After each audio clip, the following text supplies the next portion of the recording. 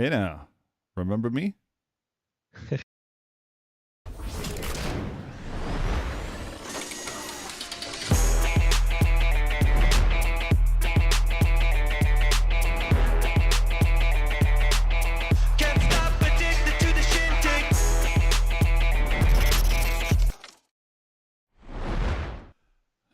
don't know. Is AJ back? Clearly, AJ wasn't paying attention when it came to dropping in the right slides for the show. Probably should have paid a little more attention to that. It's like it nailed everything else, but that one kind of outside the scope, if you will. Sure. But here we are, kids. Show 201, if you can believe that. I cannot. Does this program have an illustrator? Just put a big 1 right across that. There you go. No, you just give it a second. Oh, look at that. You just there it is. Give it the right touch and it'll go. Oh man. Catch my breath, if you will. So, welcome back to another episode of the Pucknologists, your only completely live, unfiltered, unedited, uncensored, and commercial Sharks podcast. Wraps up your week of Sharks hockey that's part of Teal Town, USA. Remember, you can help us stay commercial-free by using the Super Chat option during live shows, or better yet, support us using Venmo, which you can find. Teal Town, USA is everywhere, including Venmo. If this is your first time checking out the cast, though, remember, hit subscribe on the platform of your choice and leave your takes in the comments section if you're not with us in the live chat. And if you need the 24/7 fix of the Sharks talk, you can hit up the jerk man at hockey_jerk on Twitter to score your very own Discord invite. And remember, we're giving away little prizes here and there every Sunday for the Pucknologists. And hey, if you're on iTunes or Spotify, hit 5-star rating and leave us a review there, would you? That would be hella cool. We need some new reviews on iTunes and Spotify, don't you know? Did I see a super chat coming already? Wow, that's awesome. Mitya, dude, thank you so much. AJ, get yourself a healthy beverage. Funny you should say that. I just happen to have my Gatorade right here. This has been getting me through the last 10 days pretty solidly. Sponsor. Yeah, I think we need to get there. So, man, just two guys battling through stuff. Dude. So, since we weren't here last week, I guess we'll start with the question that's on a lot of people's minds. Is going to a Raiders game and a Sharks game on the same day a bit excessive? You know, in the moment, I didn't think so, but being that I've been sick since Wednesday, I'm starting to think that it might have been. And was there 2 Raider games in 5 days? Yes. And did the team literally go from 0 to 63 during that time? Also, yes. Here's the thing. Whatever, that's quite the jerk bump. A lot can be said about, the game last Sunday, 3-0 loss against the Vikings. Like that one, yeah, it was a boring game, whatever. But the thing is, so my father-in-law, diehard Vikings fan for 40 plus years, never been to a game. So I'm like, all right, I'll ride with you, and we had a hell of a time. We shared some chicken tenders and it was fucking cool, And so I was super happy to be there, as boring as it was. The game against the Chargers on Thursday, I think had I not been battling whatever, bug you want to call this. That Rona. I don't know. Not yet. I mean, I tested 3 times. We'll see. But obviously a very thrilling game if you're a Raiders fan, thrilling to be there, but considering that I was in the beginnings of being sick, it felt like it was never going to end. And I wanted to just bang my head on the side of the wall. Yeah. So for me, yes, I had what is referred to as a cardiac event. 0 out of 10. Do not recommend. All I can say is eat your veggies and everything in moderation. Particularly important if you have an addictive personality, as I can from time to time. I mean, how long did I stay on the Erik Karlsson thing? Surprised it didn't come sooner. Right? But To everyone who reached out with the well wishes, of course, thank you. And a lot too many to name, but you know who you are, and I'll never forget that. And to everyone who did not reach out, I know who you are, and I'll never forget that. If you want to know more about it, though, I'm going to do a quick hit on Discord after we're done with the show, just in case anybody has any questions. Kind of an open book that way. So it's another takeover. There's only. Do you know that we have to do this shit again on New Year's Eve? Yeah, but you know what? Though? And isn't it against the Avalanche again? Here's something to consider, though. I want you to chew on this for a little bit. You're like, New Year's off. What do you think? Well, well, no, but here's the thing. So, and I think we talked about it probably the last time we did a takeover. All the takeovers, you can say many things about them, but the one takeover that you and I were probably equally dreading is the one neither of us did.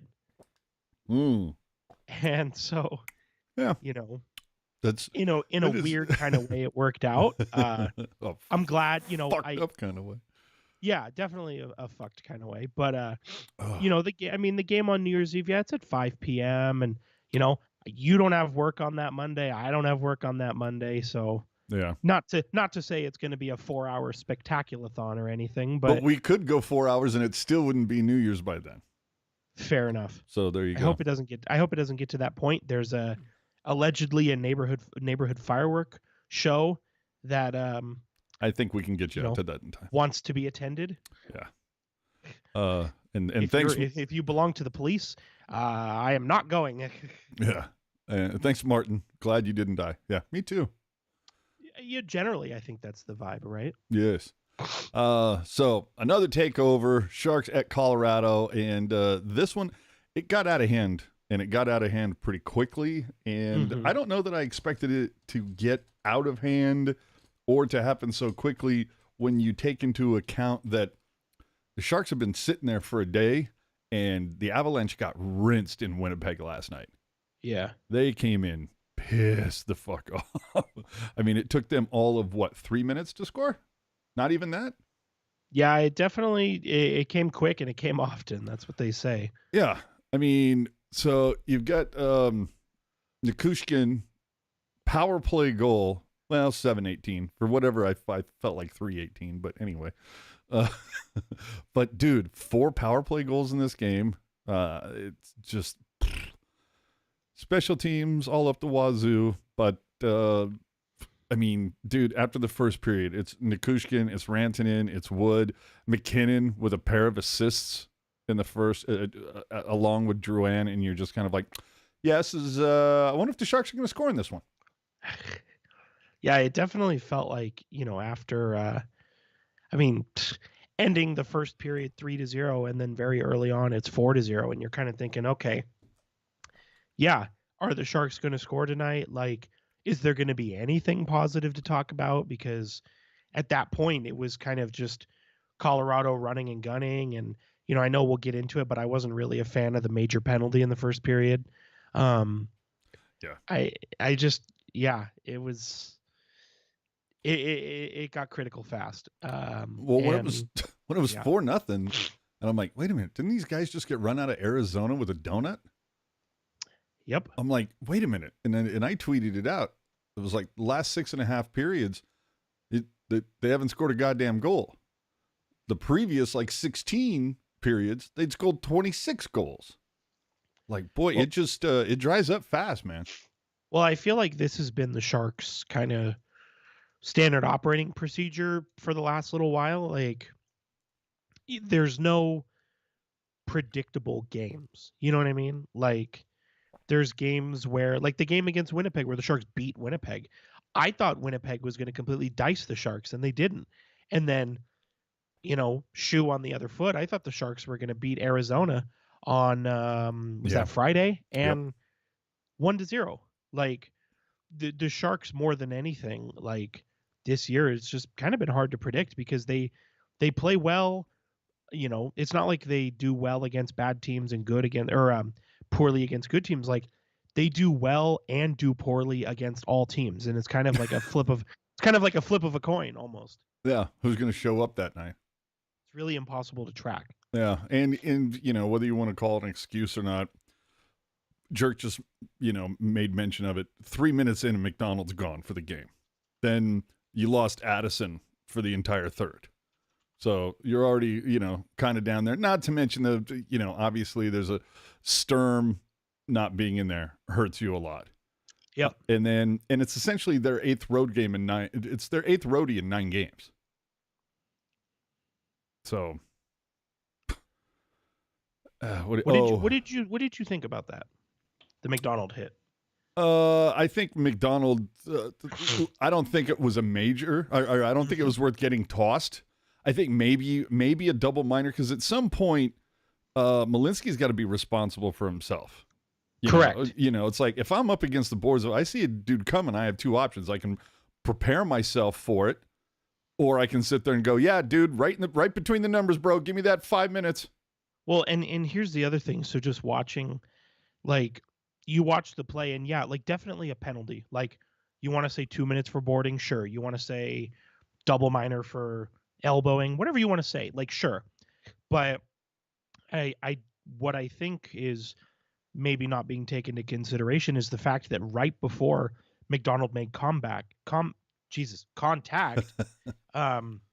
Malinsky, he kind of stumbled and caught the boards to brace himself. So I think you are right. Like, you know, the onus is on Malinsky to protect himself. The onus is on McDonald to pull up.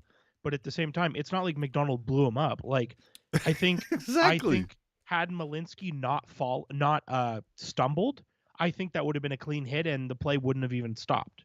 You know what I mean? Oh, dude. When they initially called it a 5 and then they said it's going to review and I'm like, okay, this will be a 2.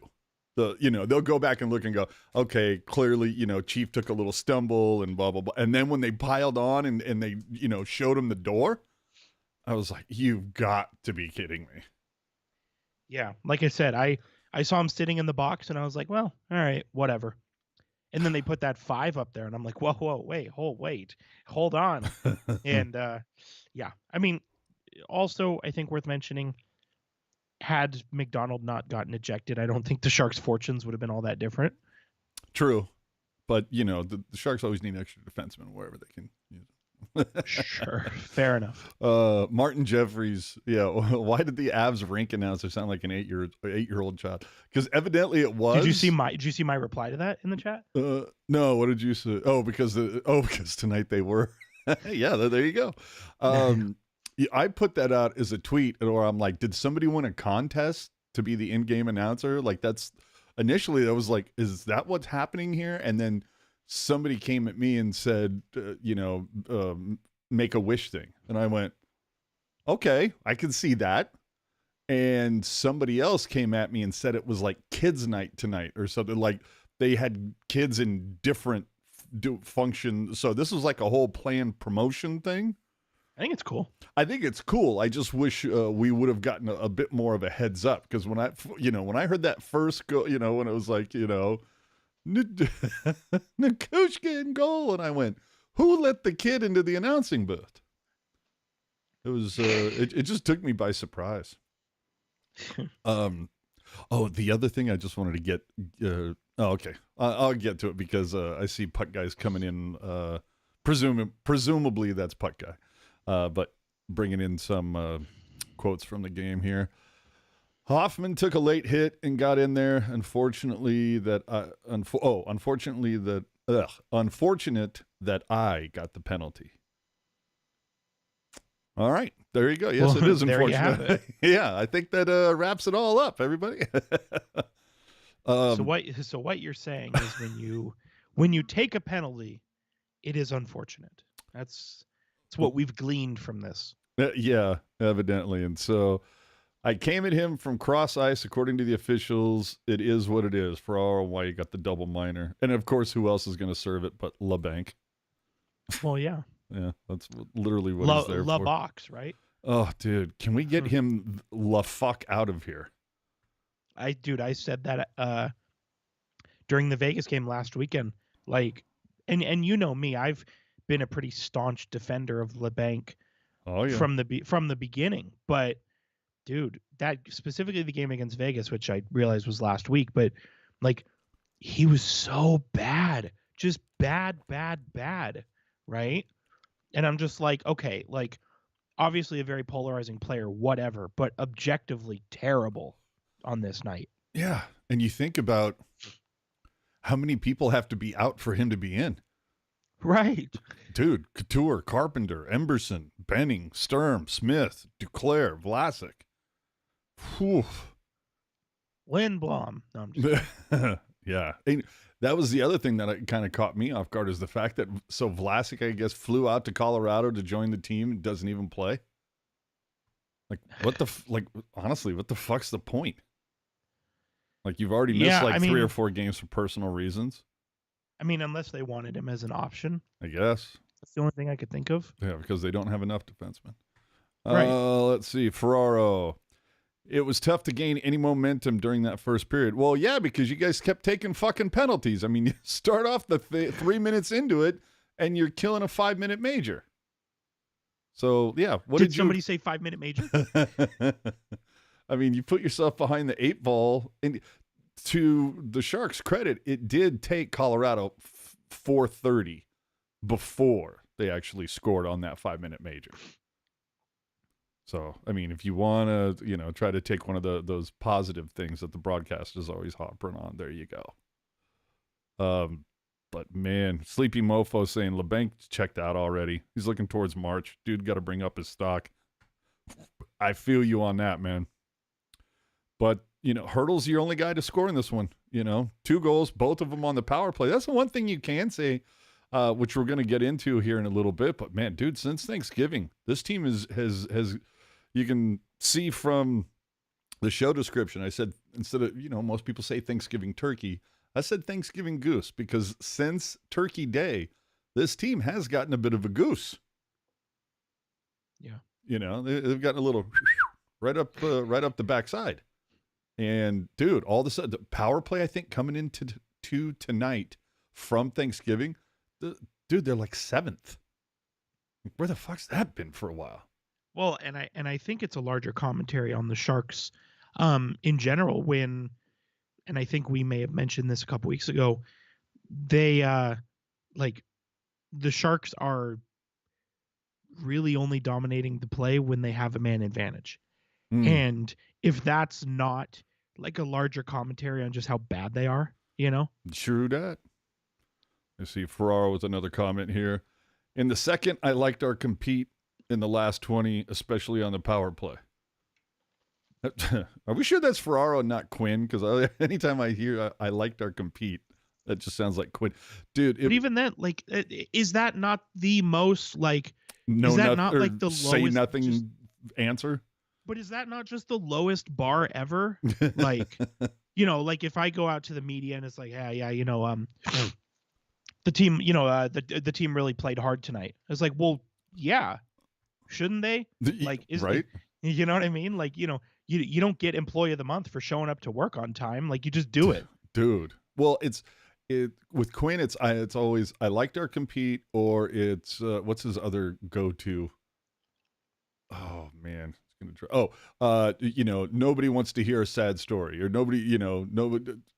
I forget what it's something along those lines. I'm paraphrasing, but it's, nobody cares that we're not doing well or some shit like that. It's just like how Todd McClellan used to say, oh, we need a lot more polish here and we need a lot more polish there, and polish.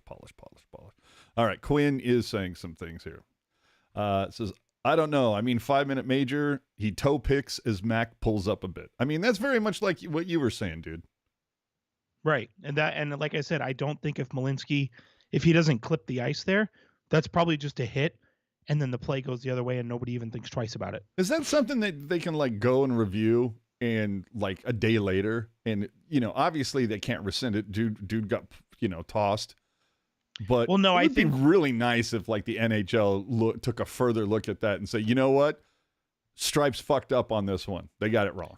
Well, and I think what they would do is, I think as a procedure, I think player safety takes a look at all ejections. And so they would probably look at that one, I would hope, and, based on the situation, kind of say, okay, you know what? Yeah, it was an ejection, but we're just not going to touch it. And, I thought the whole point of, reviewing major penalties and double minors was to kind of, if a referee did overreact with the call of a penalty, they could turn around and say, hey, you know what? I kind of overreacted. This is what it actually is. But to call a 5-minute power play and then review it and be like, yep, that's good. Like, it just makes me wonder if they even saw Malinsky toe pick. Yeah, no doubt. Quinn, about brand new Shark. What's his name? Jake Studnicka. Studnicka. So tough game to get thrown into. Didn't have a lot of pop in his skating. Well, he did just get here. Give him some time. Yeah, and I believe he drove to Arizona on Friday and then immediately had to jump on the plane to Colorado. So it's like, I don't know how hard you can be on him. Yeah. Well, it's like, is LeBanc still on the team? What are you going to do? Tony pointing out that the Sharks can't stop with the bad penalties. Many bad giveaways, missed passes. Not to mention the fact that the ice in Arizona looked like dog shit. Right. Duclair scratch for being lazy. Yeah, oh my God, that offsides. Oh my God, dude. I thought Remenda was going to lose this shit. I don't like Duclair being scratched just because, like we've talked about, like, yeah, you want to send you send a lesson to certain guys, and I understand that, but at the same time, like, you got to let these prominent players, you can't bench them for just one kind of common mistake. You know what I mean? You got to realize that the good far outweighs the bad. You know what I mean? Yep.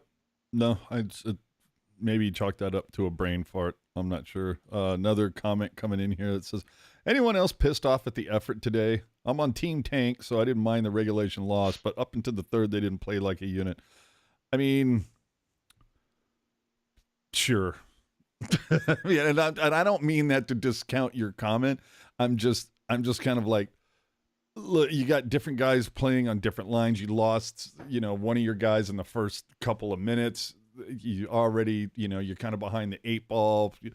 Like I said, 8th roadie in 9 games. You're at elevation. Like, there's and they had that tremendous run during that 6-game road trip. It was, the pendulum was due to swing the other way, and I think we're just seeing it right now. Right. But look, it was bound to happen. But, for the most part, I think it's just a case of, look, there's a few guys that need some time. Thrun hasn't exactly, thrilled me so far. Right. Which I think that's a product of just, being in there too early. Yep. Which is fine. It happens, Yeah. A Kochuk. A Hotchuk. Oh, man, that's going to take me. But I think it seems like, for the most part, he seems to get better game after game, but then we'll take a step back or he'll have a brain fart. But at least most of these guys seem to be doing all okay. I get it that Ferraro, he's Mr. Energy, Mr. Positivity. He's always go, go, go. He blocks all the fucking shots, leads the NHL in block shots, which to me says then, okay, so the Sharks lead the league in shots allowed. Cool. Yep. So that being said, if Ferraro is your number one defenseman, ooh, that speaks volume as to how bad it is on your blue line. I almost wonder if a better stat would be, like, for Ferraro specifically. Like, I'd be curious to know the percentage of Sharks shots allowed blocked by Ferraro. I'd be curious to know that percentage. Mm-hmm. I do want to make a comment as well. I saw somebody in the chat talking about, questioning the effort level and all that kind of stuff. And, it made me think of this. So can you believe 2 months into this season? Yeah. Sure. Like, I still have people, like, come in talking to me, sending me notes on Twitter and stuff being like, man, I can't believe the Sharks lost yesterday. And it's like, you can't. At this point, you can't. It was like, really? It's that difficult for you to grasp? Yeah, I was talking to my buddy, and he was like, yeah, I mean, they've got some wins lately, but I just can't believe what's going on. And I'm like, how? Well, and McKinnon, what was like 4-point night tonight? Yeah, at least 4. Yeah, 2 goals, 2 assists. Yep, correct. So, I mean, look, for those of you, I don't know if you've seen Deadpool 2, the Sharks tonight ran into the Juggernaut, bitch. Yeah. It is what it is. When a more talented team, comes in what is it? What'd you say? Pushes your shit in? It is. Who would have thought 5 years ago, when the Sharks beat the Avalanche in Game 7, who would have thought that this is where we would be now? Oh man, makes you think. And the fact that they did this without Cale Makar tonight. I think to your point, woo! To your point, that just shows how much of a juggernaut they are. Right. So there you go. Take away the power play goals, the Sharks still lose. And I've yet to confirm this. I'm still working my sources, but I've heard. Dude, don't take my fucking comment, dude. I've heard. Pissed. If the Sharks had scored more goals than Colorado, they may have won. I've heard that too, but I couldn't confirm it. I don't know. Man. No, what was the one that I heard? It was so, during their longest road trip of the season, that stretch that ended just in Vegas for you last weekend, the Sharks went 3-2-1. And a winning road trip was far more than most expected, and I think for some far more wins than most wanted. Mm-hmm. But did you know, according to someone on the broadcast, if you take out the losses, the Sharks won every one of those games? Dude, that's mind-blowing, right? Dude, does the president know about this? Like, dude, we gotta tell somebody. Get it, dude. Hit the red line, dude. Oh man. All right. Imagine, dude. I think, everybody talks about, and it's easy, right? Oh, LA Kings have 2 Stanley Cups. Anaheim Ducks have a cup. Vegas Golden Knights have a cup, right? Well, gosh darn it. The Sharks, I'll have what year is this of this franchise? 33? The Sharks have 33 hypothetical Stanley Cups. Can you believe that? Yeah. That's unmatched. It's just. I mean, had they not lost, they would have won, right? Yeah. Yeah, that's what I've heard. So let's take it back to the beginning. I think that's probably it for the comments. It seems to be take it back. Yeah. So all that shit's over. So, oh please, Tony, do not bring up Quinn's job. We're over that topic, bro. Dude, okay, let me. The Sharks scored 26 goals in like 5 games, right? Not once during that time did I hear anybody bring up Quinn's job or what a great job he was doing. But let's but they score 1 goal in 3 games, and it's fire Quinn. Come on. Let's put it this way. I think David Quinn could sneak up behind Mike Grier and take a bat to him, and his job would be safe. You know what I mean? Well, you know what it is? It reminds me of the I'm not here to do the political thing, but it's that whole idea of like when gas prices go up, a certain section of the country blames the president for them going up. But when all those prices start to fall precipitously, just like bottom out, I never hear those same people go, hey, you know what? Credit the president for these ridiculously low prices I'm paying right now. You know what I mean? Hey, speaking of, dude, I got gas tonight. That shit was the cheapest it's been in almost 3 years. Yeah. Oh, dude, I'm right there with you. I had to buy it yesterday, but yeah. But here's the other thing, like. But you get what I'm saying. I totally get it. Like if you're gonna call out the criticisms, you have to call out the praises as well. Yeah, you got to have it both ways. And not that this is really relevant at all to what you just said, but it made me think of it. So and I don't know why. So I don't know. I had a NyQuil dream last night. Those are the That best. and I'll be totally honest with you, I forgot that I had it until just about 2 minutes ago when we were talking about these things. I had a dream that the Sharks had an injury and they put a mystery player in the lineup, and it was Mike Greer, and he had the C on his jersey. And I'm like I'm thinking back on it now, and I'm like, what the fuck was I dreaming about? Yeah, I'd like to know. All right, so let's see. 3 games this week. The Sharks scored 3 goals. I mean, or we're not. I don't think we're back to the that era of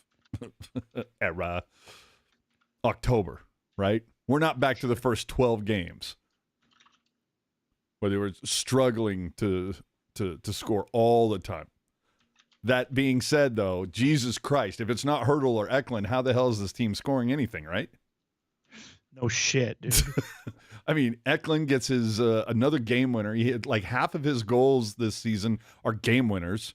You got to love that. Dude, that makes me go back to the whole debate that we've gone back and forth with, like the Roenick debate, where it was kind of like, do you want the Roenick for me, that the guy who's gonna score 13 goals in a season, but 10 are going to be game winners, or do you want Mahalik, the guy who's going to pot you 30, but 7 of them are going to be like meaningful. The other 23 are going to come in garbage time or it's piling on. Right. So right now, dude, Eklund just seems like, man, he's that guy that to quote Daryl Sutter, I don't need guys who score bunches of goals. I need guys who score big goals. Yeah. And right now, Eklund is huge. Yeah, I mean, he's definitely kind of, at least currently, come into that role of like, him and Hertl. It's like, oh, need a goal? Okay, put him on the ice, Mm-hmm. Dude. Which is good. I mean, that's like objectively good. The Sharks need that from those players. And the thing is that you had to have liked the game against Winnipeg. I mean, they come off that 6-game road trip, longest of the season. They come back. We all know the struggles that the Sharks had trying to win at SAP last season. Only 8 wins last year, so they pick up a win, and obviously a nail biter. But but they came out on fire, dude. Like they couldn't stop talking about it in the first part of the or first half of the first period. The shots were like 12-1. Now, but it ended 15-15. But for those first 10 minutes, the Jets had to have been like, what the hell did we walk into? And when the Jets came into this game, weren't they number 1 in the Central? Yeah. So they had to have been like, wait, what? Well, and here's the other thing too, is like the Jets are going to be without Kyle Connor for at least 6 weeks, right? My man. How easy would it have been for the Sharks to underestimate a Kyle Connorless Winnipeg Jets? Mm-hmm. And they didn't, And the thing is, like, I know the Winnipeg Jets, like, they're kind of the fun team to make fun of, right? But they're really good. And the fact that the Sharks, like, if the Sharks blew them out, like, okay, whatever, every dog has their day, right? But the fact that the Sharks battled and got a scrappy win, like, to me, that's more impressive than if they just pumped them 6-0. Oh, big time. And then the thing that was worth mentioning, Larry Brossoit was in net. But he still only allowed 2 goals. How often do you let in 2 goals and lose? Oh, it's true, dude. Especially in today's NHL. Big time. Granlund, mentioned on the cast for this one, Granlund leading the NHL in assists and points in the month of December. Huge. Remember like a month ago when you were like, this fucking guy can't do anything? Dude, I was so tilted, man. And then he's been hot. Is that the AJ bump? Is that the call out? Gotta be. I think it's gotta be. Well, and you know what? Like, I'm once this season ends, I want to go back and listen to the show that we did in reaction to the Erik Karlsson trade and see how much of the predictions we threw out there came to fruition. Oh, I'm sure none of mine did. But I don't know. And then Tony asking why Eklund Eklund skates hunched over and falls down so much, and Martin says, "Yeah, it's because his back is heavy from carrying all the team." No kidding. So true. Then, like we said, the Sharks go on a quick 2-game roadie after one quickie at home, but Arizona, man, 1-0. We talked about it earlier, dude. The ice looked like shit. Pucks bouncing all over the place. No crisp passing. But the weird thing about this is that the Sharks had 2 goals that were called back. Eklund follows up a Cunnin, Cunnin going for the tie goal, and it's called back for goalie interference. What'd you think about that? Was that legit? You think that's just kind of is that a coin toss or what is that? It was borderline. I think, however it ended up shaking out, I don't think I was going to be all that surprised by it, just because the contact, it did look minimal, but it was also in the blue. So, you kind of take what you can get, Yeah. To me, that's one of those ones where, half the games that's going to get called, the other half it won't. So hopefully the next time something like that happens, it falls the Sharks' way. But like we were just mentioning Granlund, dude, 4 minutes left. Granlund just walked in, and obviously it got called back for declare not hustling, and it's offside. But that was the point where I'm like, God damn, this fucking Granlund guy. And I'm like, and the Penguins wanted this guy gone. Like you go back and look at like Pittsburgh Reddit and some of the social stuff. Like they couldn't wait they're like, oh my God, fucking Pittsburgh fleeced the Sharks. We got Erik Karlsson and we got rid of all of our worst contracts. And I'm like, okay, but you got Karlsson. We got, well, I don't want to say the Sharks got $10 million off the books. Huge. And yeah, absolutely huge. But you have Karlsson for 4 years. Granlund's only here for 2, maybe less if he keeps playing like this, and the Sharks can, find a trade partner, get some capital back. Or why not just keep him? Yeah, depending on what's going on. Yeah, sure. But I would say that with all the guys the Sharks brought in as kind of a, whatever you want to call it, a transition, where we're going to play you, we're going to flip you, maybe not, wink, wink kind of thing. Mm-hmm. But I think Granlund, Hoffman, Duclair, I think you could make a case that there's a spot for all 3 of them on this team. And is that a product of no backfill currently? Yes. Probably. Yes. And Sleepy asking the question, do you trade Granlund this season if he stays hot? Absolutely. Yeah, if somebody wants him. Yeah. If somebody's going to pay the freight, if they're going to give you what you're looking for in return, absolutely. I would say that. I mean, is there a player on this team right now that skated in the game tonight that you wouldn't say that about? I mean, yeah, I mean, but really, with the exception of Eklund, there's really nobody that I would defend my life to keep, Exactly. So it's you're always listening, man, when the phone rings. Although there are some 31 other teams that when 408 comes up, they're like, fuck those guys, act like we're not home. Well, that's the thing. And that was one of the things that we talked about when we broke down the Erik Karlsson trade 4 months ago. Bless you. Excuse me. Was, Granlund, going to Pittsburgh last year, he was doomed before he even got there because of the price that Pittsburgh played. And, Granlund is one of those guys who just, when you look at him by himself, his body of work, his skill set, what he's done, he's not a bad player. But then when you start factoring in what they gave up for him, where they utilized him, then, the picture gets a bit murkier. And so, you want to know how we unlock all of this? What's that? There is a player, if I remember, that is still in the Shark system by the name of Cam Lund. Sure. All right. Hear me out. You have Granlund in between Cam Lund and Zetterlund. All Lund, all the time. The riches will be vast. See, but we know, we've talked about the squandered marketing opportunities, so it would just go to waste. Oh man. All right, but hate to say it. Yeah, you're right. fifth shutout of the season for the Sharks with that game against Arizona. One of the rare times the Sharks did not find a power play, which, again, that to me says someone's not hustling. But whatever. Anyway, dude, first 10 road games, Sharks scored 6 goals and were shut out 4 times. Then you factored in this other thing. Like I said, it's a 5th time. But then 26 goals in 4 games. It picked up 5 of 6 points in those remaining 3 road games, which also explains part of my little Grinch buddy here on the mic. What came out yesterday, though, was the Sharks have the 2nd easiest remaining schedule. I got to be honest, dude. Back to the playoffs. Dude, back to the playoffs. Right where we need to be. Playoffs? But, dude, then there's that part of me where I'm just like, God damn it, we're supposed to be drinking for celebrating. What the fuck is going on? Don't give me hope. Oh, I know, dude. It's like, come on.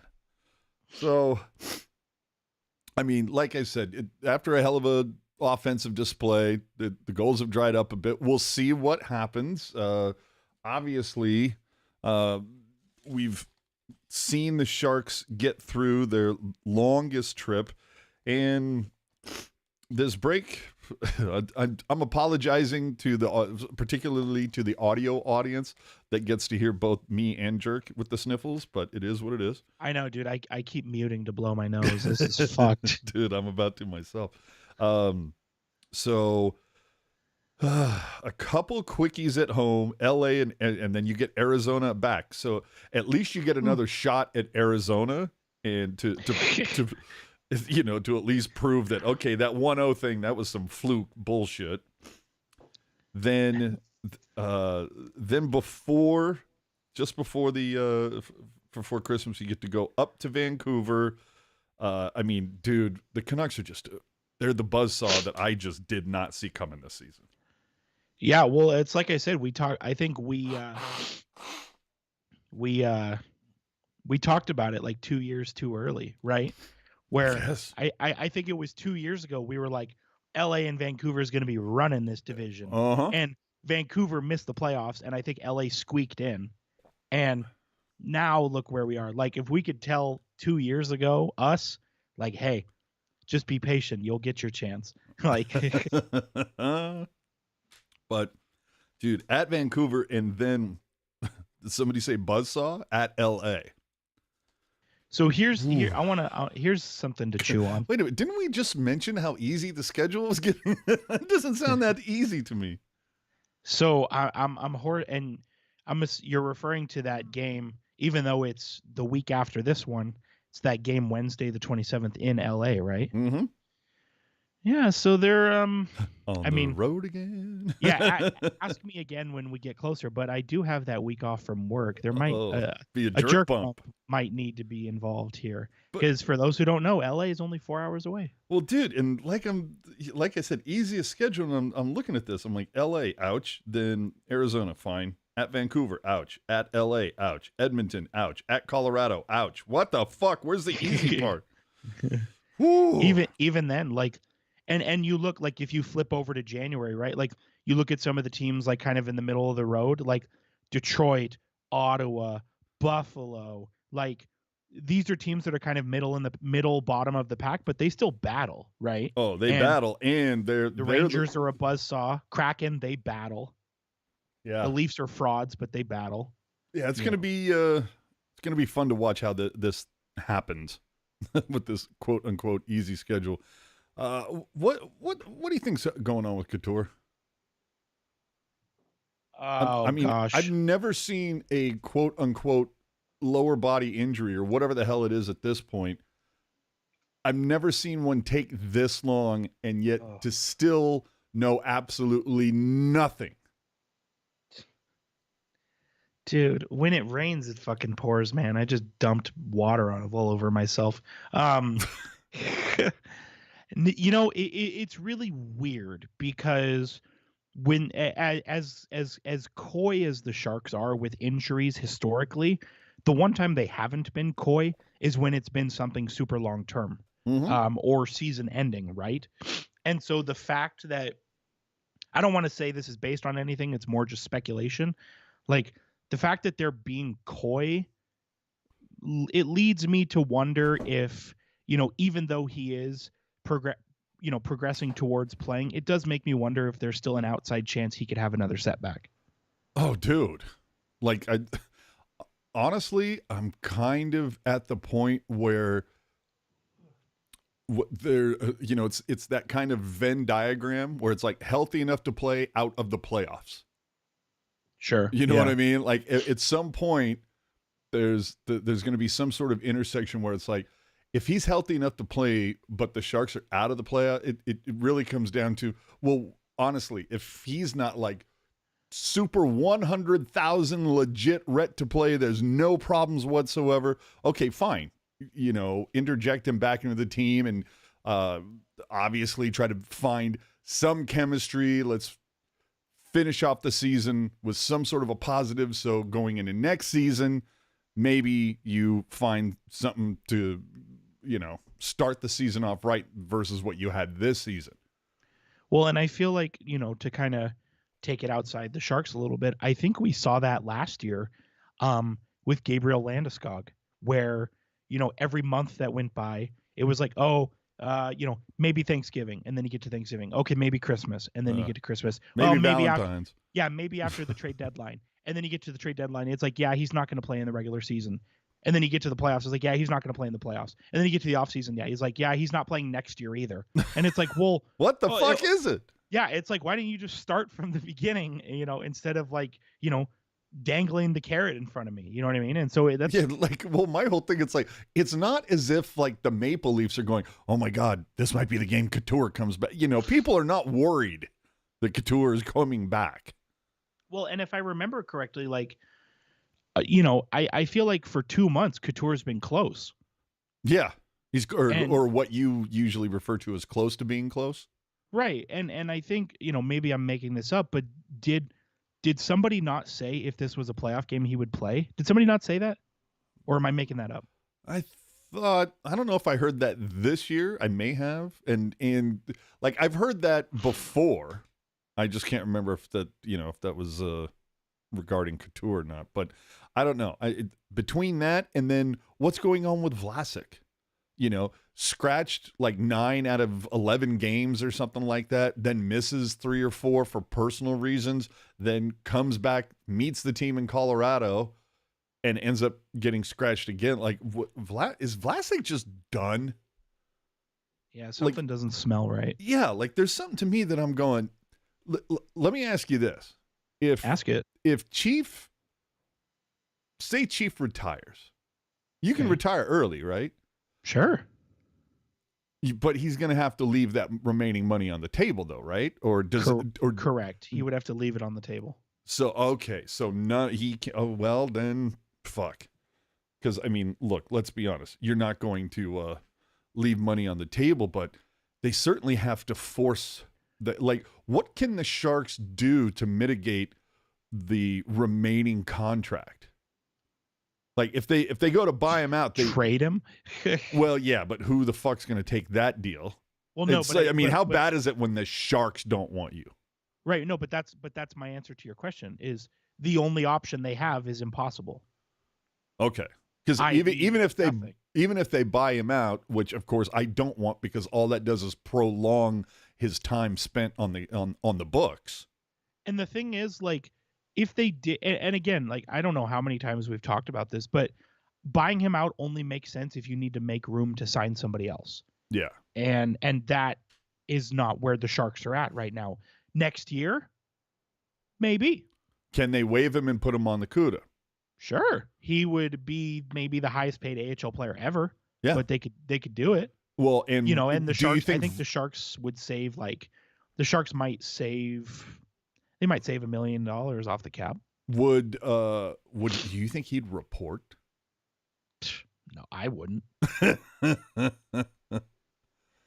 Hey, yeah, I know you're a multimillionaire, Olympian, stud NHL defenseman, but go to the AHL and play for this coach who, we're not even sure why he has a job, and let us know how it goes. I'd be like, yeah, fuck you.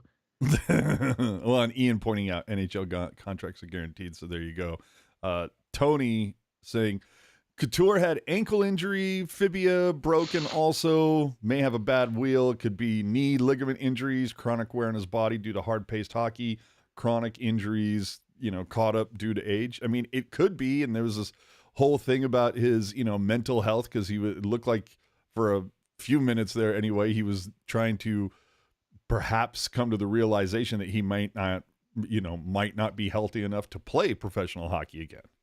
Which, isn't it crazy how quickly that happened? Like it went from, close to I may never play again. Yeah, dude, that's why I think that's part of the reason why I'm so frustrated about how little we know. I mean, at least he started skating, which is a step in the right direction. So I've heard, but so little we know, which thank you for reminding me. That takes me to a comment that I remembered from tonight that made me laugh my fucking ass off. During the broadcast tonight, Randy Hahn talked about Nikushkin, saying, Nikushkin, who mysteriously disappeared from the lineup halfway through their series versus Seattle last year in the playoffs.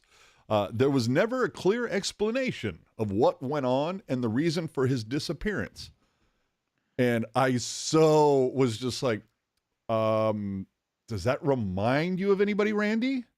Perhaps somebody by the name of Marty McSorley, who was on the broadcast during a playoff series and mysteriously disappeared, and there was never a clear explanation of what went on and the reason for the disappearance. I mean, literally everything exactly he said could have been applied to Marty McSorley. And here we are 16, 17 years after the fact, and we still don't know what the fuck happened. Well, but here's the other thing, and this may be coming off the top rope a little bit, but it's not I'm not going to get into it, but it's not a mystery why Nichushkin missed the playoffs. It's not a mystery. There's a thing called Google, and you can find what you're looking for if you implement it.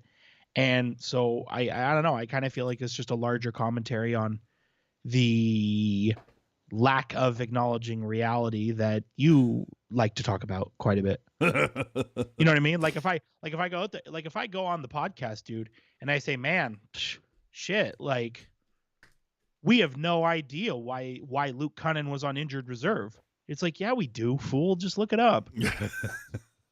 Like, I don't know. I don't mean to like come off the top rope or anything, but like, Jesus. Yeah. No, I feel you. And Tony's saying try skating with a bad ankle. I mean, dude, I'm not saying nobody's saying he can't. That he should. Yeah. Well, it's just curious. Yeah, we'd just like to know, is that what the thing is? But anyway, I just want to let you know, AJ. Sure. It's a 50-50 chance tomorrow whether I, die or whether I live. I just want to let you know. Well, dude, I thought that's not where I thought you were going. I thought you were going with, and this is just based on past history with some of the pucknologist shit, that we get into a topic and literally the very next day, like for all I know, tomorrow we're going to be like, Couture's been activated. He's going to play on Tuesday. Right. Now, something else that we've gotten into a few times is the goalie talk. And Goalie. We seemed very early, at least I did. I was very much just kind of like, fucking Blackwood, goalie of the future. Signed for 2 seasons, whereas Kakkonen is only signed for 1. And, oh, man, Kakkonen could be, easier to move, and Blackwood looks like the guy of the future. Well, right now, Kakkonen has the better numbers, although, because at least the numbers that count, right, wins. Right. But that doesn't mean anything. Yeah, though. I know. Yeah, but it's a fun talking part that I hear Remenda use from time to time. But Blackwood, dude, 910 save percentage coming into the game tonight with the 303 goals against. Mm-hmm. But 2-2-1. Kakkonen 4-1-0, 912, better than 910, and a 292 versus 303. So right now, Kakkonen, last 5 starts, Kakkonen better goaltender. So are you kind of like, first off, who's your number 1 right now? I don't think there is one. Okay, so 1A, 1B kind of thing right now? Yeah, I mean, the thing is, like I said at the top of the show, the Sharks are the most unpredictable they've ever been. Like, and I think a product of that is look at the game. Bless you. Yeah, Look at the game against Vegas in November. They got smoked 5-0. And then look at the game against Vegas a week ago. They battled and lost and tied it up late, which, side note, being there was so lit. And then lost in the shootout. And you could say the same thing as well. A 1-0 loss to Arizona on Friday night. The next time they play Arizona, one of these teams, I'm not telling you which, one of them's probably going to get pumped. So It's like the Sharks are the most unpredictable they've ever been. So to say, oh, Kakinen does better in situation X or Blackwood does better in situation Y, it's just like we're not there yet. Like I just go 1-1-1-1 and see what happens. So who okay, so you're like fucking keep them both for now, yeah. For now. But we're on the train. Like, could this be the tandem of the future? Because they're both relatively young, aren't they? Both like around 26, 27? Yes. Blackwood, he turned 20. He just turned 27 a week ago. There you go. Shout out. And then Capo Kakinen, he turned 27 over the summer. So they're literally the same age. See? And basically the time that goalies hit their prime. Yeah, like if somebody were to come in here and say, hey, you know what, the best is yet to come for both of these guys, I'd be inclined to believe them. Yeah.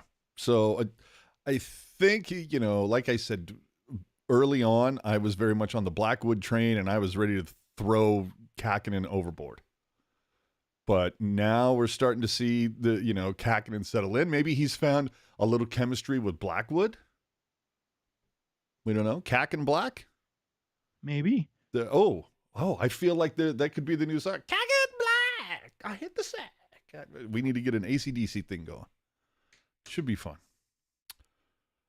Should a contest question or bet between us be over under for most man games missed due to injury? And where do you even set that over under? I mean, dude, Couture, Lindblom, Benning, Emberson, Carpenter, Sturm. I mean, how many others have there been? And it seems like every time someone's about to come back, someone else gets injured. I mean, didn't Barbie miss like 10 games this season? He missed a lot more than 10. He missed like almost 20. Okay. And then you got Cunnin, who's out now? Yes, correct. I mean, dear Lord. I mean, have you ever seen a team have this many man games missed? Aren't there only like 2 players on this team that have played all 31 games? It's Zetterlund and Ferraro, right? Unfortunately, yeah. I was going to say, I knew it had to fucking be Ferraro because it's like, that guy's been here for everything. But you have to appreciate the fact that Zetterlund has been that healthy. Yeah, I mean, he's kind of been... He's definitely quieted down a little bit, but I still think he's done very well this season. And I think he's if you're doing the end of the year superlatives, I think he's probably your front runner for, most improved, right? Or, one of those. Oh man. I'm sorry. I keep having to blow my nose. It's really fucking me up. I feel you. But I mean, yeah, even Granlund missed like 7 or 8. So you see, and that's the thing. This fucking season has gone on so long. I forgot he was hurt. Dude, I'm telling. Well, and then Zadina. Oof. Poor guy just can't stay healthy. Oh man! And then that's the thing. Jesus. Like, and that's the thing. Well, you could argue that when he's playing, he's not healthy. He's just healthy enough. But the thing is, like, if Zadina doesn't get another NHL contract after this year, like it's gonna be like, he only scored 3 goals in 26 games. But it's like, I don't really think that's a fair portrayal of what's happened this season. And I think I think it's Kevin. Kevin's kind of been hammering that, like, Zadina's never been healthy, even when he's played, Yeah, but the other thing that's not helping him is the fact that he's, leading the team with a -21. That too, which maybe that's a bigger point about, hey, like what we always talk about is like, if you're not healthy, don't play. Yeah. You're not playing for, I mean, in his case, he's playing for a contract, but I think sensible people would look at the injuries and say, hey, you deserve another chance. Sure. So speaking of injuries, the Sharks did work out a deal this week. Lacey's favorite punching bag, right? Nick Cicek? Plus a 6th-rounder in next year's draft goes to the Canucks for a center that played tonight, Jack Studnicka. Dude, he's only 20. Is it Jake or Jack? Jack. Okay. I don't understand how I got misspelled on my notes here. But he's only 24. He's in his 5th pro season. His split time this year between the AHL and the NHL. With the Canucks, he had 1 goal in 5 games. Guy will be RFA at the end of the season. Is there any way in hell the Sharks throw him an offer at that price point, at that age, at that production? And let me just say, Quinn did say this morning that Jack is is a guy that they've been given the horse side to.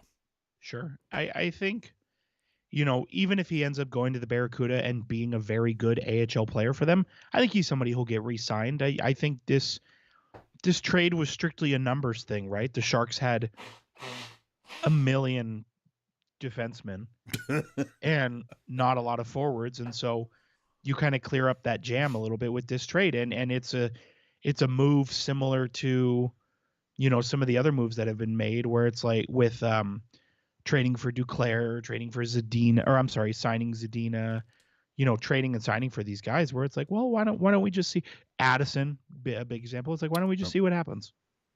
Why don't we just take a look? All right. Take a sniff. Oh, I feel like we've been doing that the whole show, dude. Dude, I know. Oh, man. I know we brought it up before. We brought it up probably earlier than anybody, but where do you stand right now if on this day, December 17th, you have to handicap the player San Jose sends to the All-Star game? Hertl has to be in the front running, right? Yeah, if it's not Hertl, then somebody rigged it.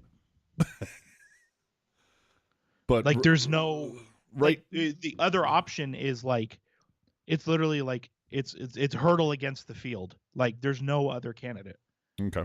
Because I know early on the field is plus $1 million. Like, but early on we were like, fuck, is it going to be Blackwood? Thought it could have been in a weird kind of moment, but... just because like the lack of choices were that sus. Right. But right now, yeah, Hertl clear and far away, the leader at this point. So speaking of which, let's get to our hero and zero for this week. Who you got there? I mean, there's obviously some choices. Feel free to pick. Okay.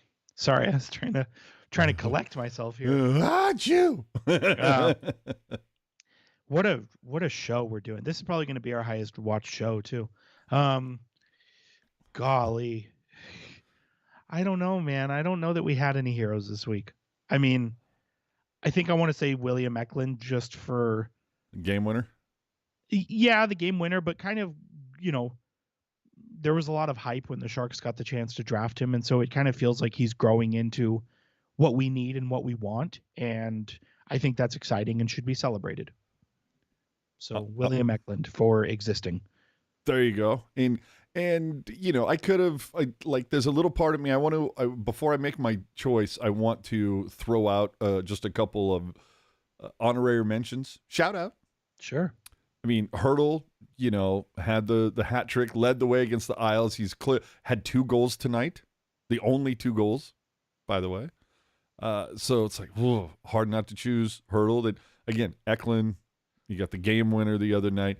Granlund, dude, coming out of Thanksgiving, 15 points in 10 games since Thanksgiving. And yeah, dude, that's not bad.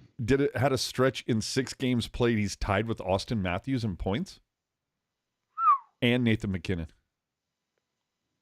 Yeah. I mean, dude. That's a good shout. Like, if you're doing, if you want to do star of the month, that's it, right? Yeah. But you know who I'm taking this week is Blackwood, because he's the goalie that got a win this week. There you go. and only letting in one goal. It's the Sharks have don't. Last time I looked, the Sharks, when you look at their win columns, there's not a lot that they have the win column, and under the goals allowed, the number is only 1. So that's Blackwood for me. 0. I'm just going back to Vlasic. To me, this guy's done. Yeah. So whether personal reasons, he's getting healthy scratched. Yeah, sorry, it's Vlasic. Like... Do you have anybody else for your 0? And I want to preface it. It's like I don't mean to, oh, this guy's a fucking loser. I don't mean it that way. I'm just saying he just doesn't have anything left in the tank to contribute, in my opinion, to the team. Professionally. Exactly. Yeah. So, man, beyond the best by date. Gosh. Go with LeBanc. Take LeBanc. LeBanc is the easy one though, because Guy. Hey, dude, low hanging fruit, still nutritious. Yeah, they are. They are, but he's just, yeah. I mean, fine, LeBanc because he sucks. Like, no, I think, like, again, as I said earlier, like, I've been a pretty tough defender of LeBanc. I think a lot of his underlying numbers are actually pretty favorable, and I think, regardless of your thoughts on his contract, like what he brings offensively, both, prior to this year, obviously, from a statistical standpoint, but also a skill set standpoint, like there were much worse players to have on the team, right? Yeah. But this year, it just feels like the skill is gone, the numbers are gone. The thing that I noticed in the Vegas game is like just no battle. No compete. Like, dude, I don't know if you got to see any of the Vegas game last weekend, but the Sharks battled to tie that shit up. They were down by 2 goals 3 different times, and they battled to get it tied up. And it wasn't LeBanc who contributed. You know what I mean? Yeah. And so no, he wasn't even a passenger on the bus. That's what I'm saying. So yeah, I think it's LeBanc. And I did see Puck Guy's comment about Hertl, All-Star. Oh, dude. Big time. How do you score? He scored 5 goals in the 2020 All-Star game, not the MVP. Yeah. Talk about fraudulent. Oh, dude. It was that was ridiculous. Not my MVP. So let's move on to some stuff around the NHL. Dude, Sarah Valley. I don't know if he's, just trying to like push buttons, but on his cast basically said that the Penguins fucked up by acquiring EK65. Last I looked, and you probably have the more current numbers than I, but it's at 21 points in 28 games. Not the point of game player or more than that we saw, obviously, last season. Still good. Only, 6 points on the power play. Oddly enough, tied for the team lead in penalty minutes. But since Thanksgiving, 4 points in 10 games. And currently, the Penguins are barely 500. Well, I say currently. I haven't checked the latest numbers, but when I was putting the rundown together, they were barely 500, 7th in the Metro. You spent a lot of money. You were kicking it. You were kicking the can for Malkin, for Crosby, for Letang, right? You went to get this guy. This is it. Okay, they're right at 500. I'm seeing it on here, but they're 4-3-3 in their last 10. I mean, it's a 500 team, but the thing is, it doesn't matter whether they're at the Igloo or if they're away. The same record, both places, 500. You want to know what's really immaculate right now? Say it. Their first round pick would be 11th overall if the season ended today. Oh, things you love to see.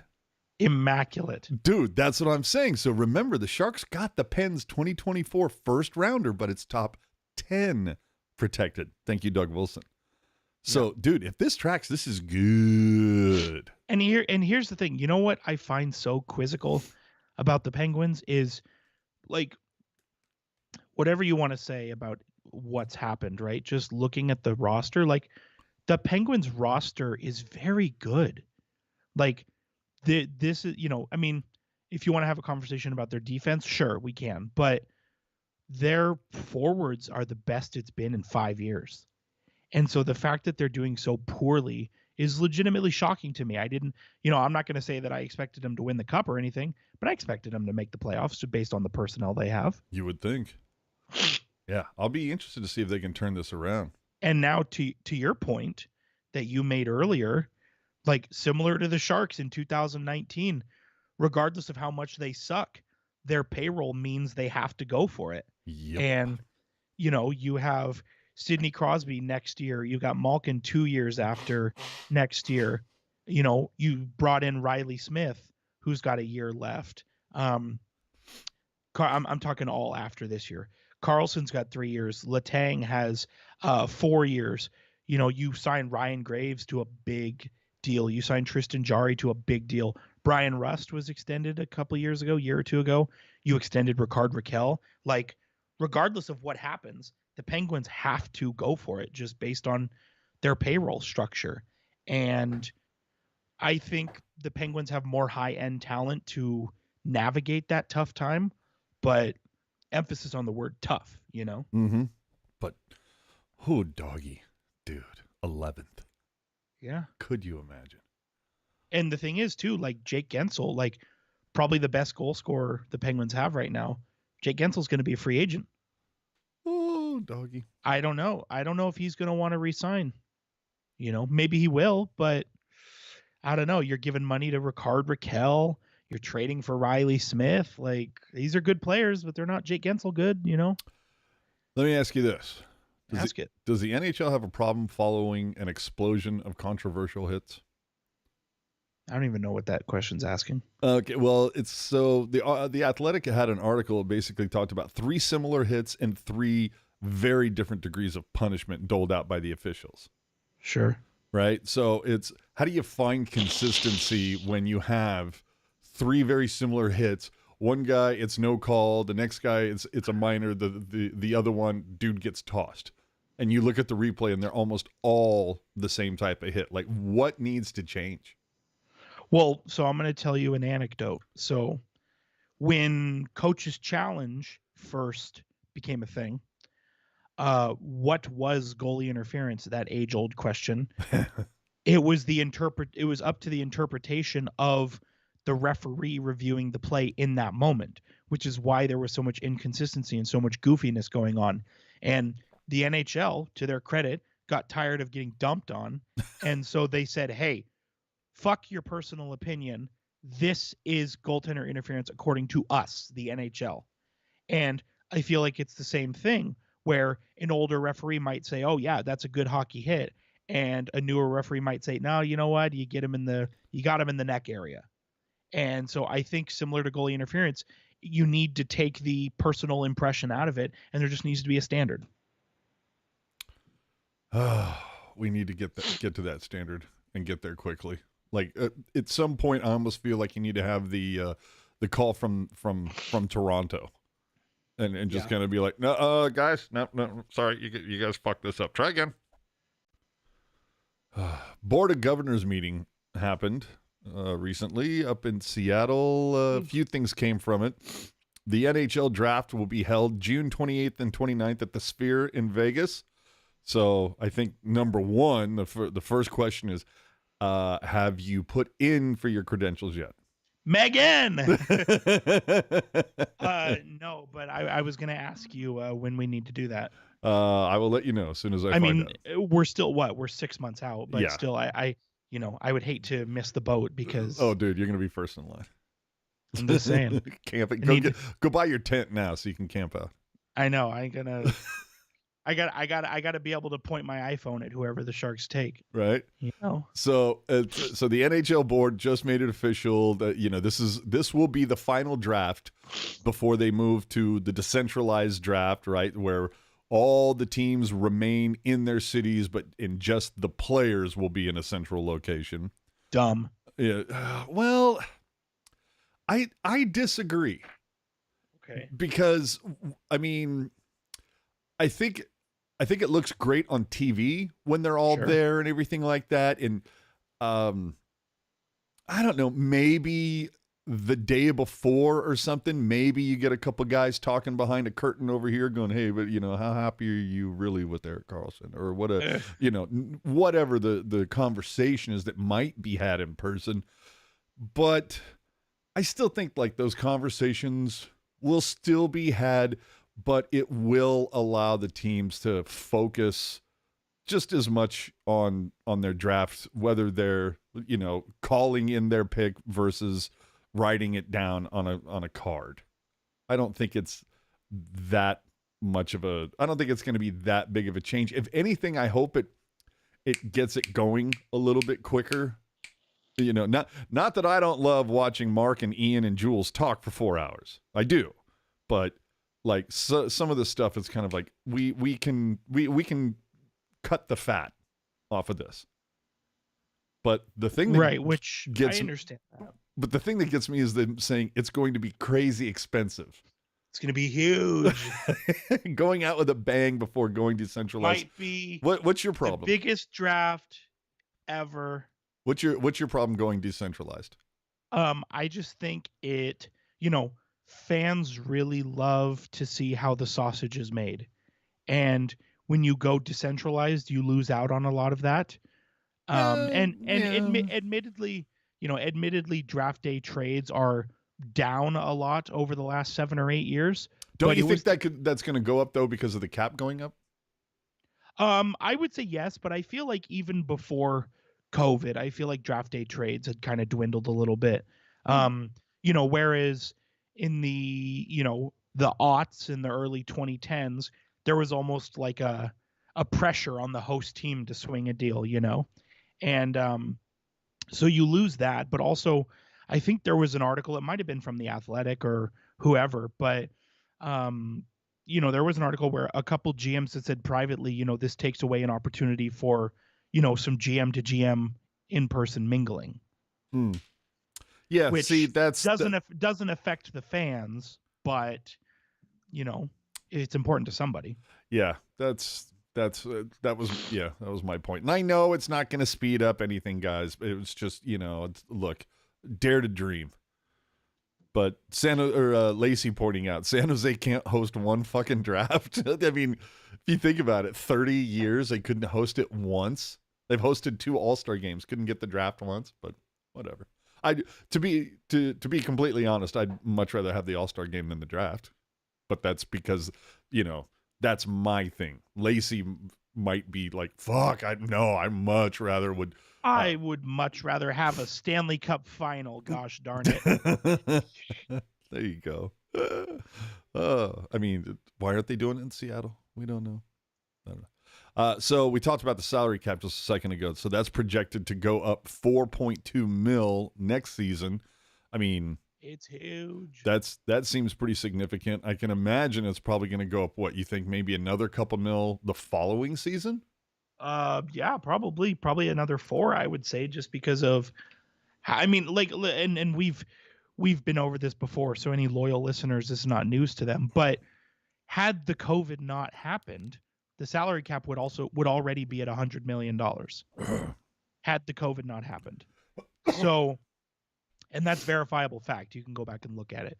So I think with that in mind, and kind of with the dam bursting here on the escrow repayment, like we might see $100 million by the time the draft is decentralized. You know what I mean? Yeah. Like, oh, dude. And Ian nailing it. This is what I meant to say. Okay. When I meant to say trimming the fat. With the decentralized thing, don't bring up the entire city to the podium when it's your pick. Don't wank the fucking cup champions and fuck your draft. All our fans and Stanleys and blah, blah, blah. And congratulations to the Las Vegas good and fucking, whoever. Because thanks to Vegas for hosting this, blah, blah, blah. Let's say, congratulations to the Dallas Stars and Joe Pavelski for finally winning a cup for the old man. But, let's keep the wanking to a fucking minimum with that shit.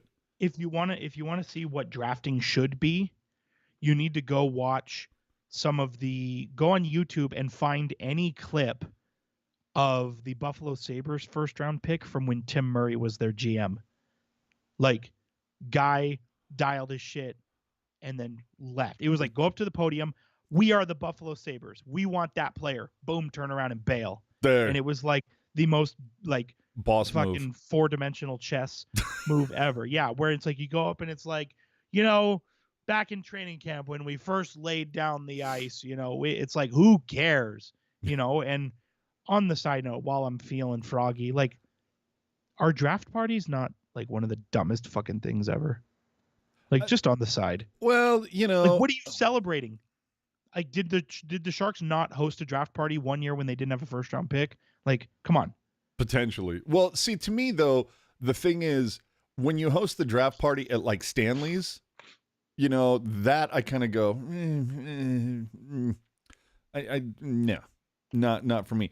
But hosting it at SAP, to be honest, Puck Guy and I had a fun time. Fair enough, but that's because there was more to it. Yeah, exactly. That's the whole thing. There's got to be a lot more going on. I love Ramon's comment. I totally forgot that was a thing too. Well, Arizona's supposed to get a draft when they open their arena? Yeah. Well, so I guess... Like, I would love the NHL to explain that one. I mean... Well, you know what that means. That means, 2029, 2030, whenever the fuck Arizona gets their shit together and finally gets a building, all that means is that they're getting an all-star game, like, toot sweet. Well, here's the other thing. Like, the NHL's already done this before. Like, when the lockout happened in 04-05, it was the lockout and then the Winter Olympics, right? And so Arizona was promised an all-star game, and the NHL fucking feathered them on that one. And now they're getting feathered on a draft. Dude, too. Arizona is such the redheaded stepchild of the NHL. I just don't understand how they keep fucking taking it. Hey, so really quick, you mentioned the salary cap is going up. What did you say? $4.3 million? 4.2? 4.2. What if I told you that $4.2 million is enough to cover the Vlasic buyout? Oh, dude, I knew you were going there. I'm just saying, I'm not advocating for anything. I'm just telling you what is. Yeah. No, I'm right there with you. And see, I would advocate against, like I said, because to me, it's like the quicker he's off the books, the better. Sure. But I feel what you're saying. Also, speaking of Arizona, from the Board of Governors meeting, it said relocating the Coyotes is actually something that could become a possibility if they do not provide the NHL firm plans to build a new arena at some point during this season. Which is what they said a year ago. Yeah. At some point, it's so like in other words, shit or get off changed. the... Yeah, well, at some point, it's going to be shit or get off the pot. And I think either during tonight, the Colorado game, or during the game against the Coyotes, I thought they had mentioned, the broadcast crew mentioned something about there is a spot of land in the Phoenix area or whatever that I guess is currently being spoken about, but it's like, well, they've been kicked out of Glendale. Tempe doesn't want them. They couldn't get the people. Downtown Phoenix doesn't want them. Yeah. So I'm just kind of like, at one point, do you get the fucking hint and start, guys, do we have the separate, the backup option, plan B, if you will? Well, and here's the other thing. And many people have made this point. I think Jeremy Roenick has made this point. Who? I think so many people have made this point. The Coyotes stopped drawing when they moved them to play in an arena away from people. Shocker. You know what I mean? Shocker. Yeah. And so this newfound parcel of land that you're referencing is closer to people, which is good, but no guarantee that it gets across the finish line. Yeah. Exactly. And here's something that I think you're gonna love. If in fact I can find it. If they put a team in Tahoe. Say what now? What if they put a team in Tahoe? What if they just put the Coyotes in Tahoe? No, they have an ECHL team in Tahoe. No, well, yeah, the Coyotes are an ECHL team, so why not? No. You want to, dude? This is so tight, dude. So, we're friends with the guru that runs the Fanatic Sucks account. I believe I've met her. Yes. Yeah. So we're doing all this talk about the Yotes, right? Sure. So what if I told you? Let me just do some like quick editing on the fly here.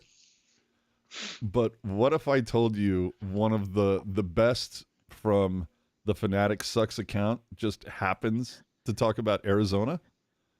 Where Chief found an Arizona Coyotes hat, but it had the LNH shield, that is only associated with the Montreal Canadiens. And from what I understand, was that shield also associated with Quebec? Probably, but yeah, that is the shield reserved for Montreal gear. Yeah, so it's just kind of like you look at that and I'm like, oh, are they already moving? Yeah, see, Ian even saying, Yotes to Quebec City confirmed. No, if the Yotes are going to move to somewhere in Canada, it's going to be somewhere fucked up.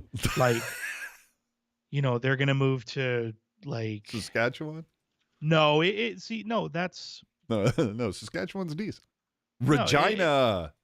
Dude, no, the it's gonna city so nice they named it after fun. No, it's not going to be anywhere. It's going to be The name that rhymes with fun. No, it's going to be like, I don't know. It's going to be somewhere weird. Like, I don't know. I can't think of any towns in Canada, but they're going to move to. Hold on. How's that song go again?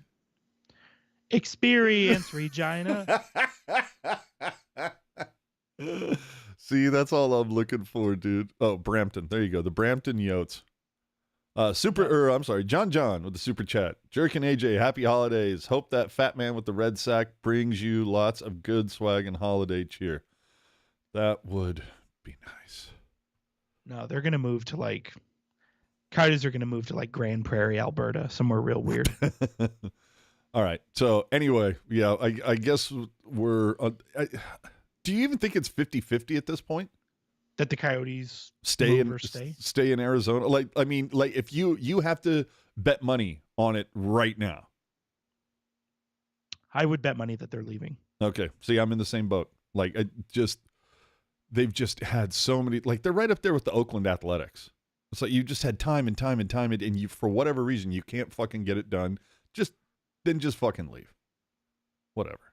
The other thing that came out of the Board of Governors meeting, the 2026 Olympic participation is a concern since the arena in Milan hasn't even begun construction yet. Guess we'll see what happens with that. And another comment out of it that they're looking at a best-on-best four-nation tournament in 2025, U.S., Canada, Finland, and Sweden. I don't know if we're... The fact that the NHL wants to do a World Cup of Hockey and an Olympics is so goofy to me. Well, and you know what? I'm not a fan of the Olympic participation, but I don't like putting the entire season, putting the brakes on a season for 2 weeks, and flying around the country to and. I think it's I'm not a fan of that. I'd much rather there just be some World Cup thing over the summer or whatever, blah, blah, blah. Sure. The NHL announced a new spin on the All-Stars competition, the skills thing. Dude, I so don't give a shit. Do you even watch the skills competition? I'll probably watch the skills, and I'll watch the skills, and I'll have the game on in the background, but that's about it. So each player will compete in 4 of the first six events, which are fastest skater, hardest shot, stick handling, one-timers, passing challenge, accuracy shooting. Then there's also a couple other things you can compete in, the shootout and an obstacle course.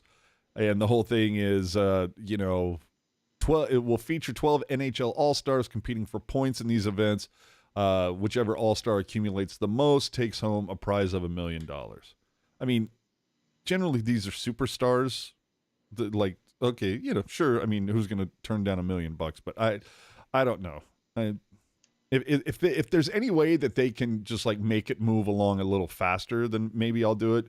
But the fact that they've stretched the All-Star weekend from 2 days to 3 days now, it's like there's got to be a way to make this shit more concise. Let's see. We got to burn through some other stuff here, but I'm still trying to keep an eye on the chat. What do we got here? Just skip it. All right. Let me see. From the Seattle Times, it says, despite a playoff run, the Kraken TV numbers remain flat from already sluggish totals a year ago. To grow its fan base, the team should get away from the RSN model, Regional Sports Network, the same model that the Sharks use right now. They should get rid of it ASAP and consider showing its games on free broadcast channels. What do you think? RSNs are usually just like it's like an extra $8 or $9 on your normal cable bill. Let me ask you this. Mm-hmm. Okay. Do you think more people have cable or Amazon Prime? Oh boy. I honestly wouldn't know. My point is, in this modern age, like, take sports out of the equation. In this modern age, the number of people who habitually watch television is dwindling. People love streaming. People love on demand. People love, did I say streaming? Yeah. But the thing is that sports largely breaks those rules. It's the one thing that is true, quote unquote, real TV. But here's the other thing. You have a lot of people. My dad is one of these people who only had cable to watch hockey, and has even got to the point where it's like, you know what? Cable is such a fucking crock that I'm just going to gas the cable and I'll get the NHL package through Disney Plus. Right. And so that's my point. Are more people going to watch the Kraken if they move it to some sort of other platform versus it being an RSN? I think so. I think people like the flexibility and the on-demand that streaming offers. And that's why I said Amazon Prime, because Amazon Prime is something I would say most Americans probably have. And yes. But I'm wondering, it's like, do you consider moving to the AHL TV model where you can subscribe to your team home and away, you can subscribe to your team just away, you can subscribe to all the teams? I wouldn't do that shit. The NHL package is already what it is. I think maybe and I've been saying this for years, but if the NHL was smart, they would completely, collectivize their broadcasting, and the NHL would handle regional thing. Like, the NHL as a whole should be concerned with all the broadcasting. So like you're saying, the AHL TV model, but it's on a more macro scale and more favorably priced. Because like I said, the number of people who watch regular TV, it's not going to all of a sudden go up. You know what I mean? Like, you might as well be ahead of the curve before you're behind it. Yes, I would say, or move to some sort of. I mean, we've already seen the Sharks move away on the radio side. Yeah, who the fuck has a radio that's not in the car?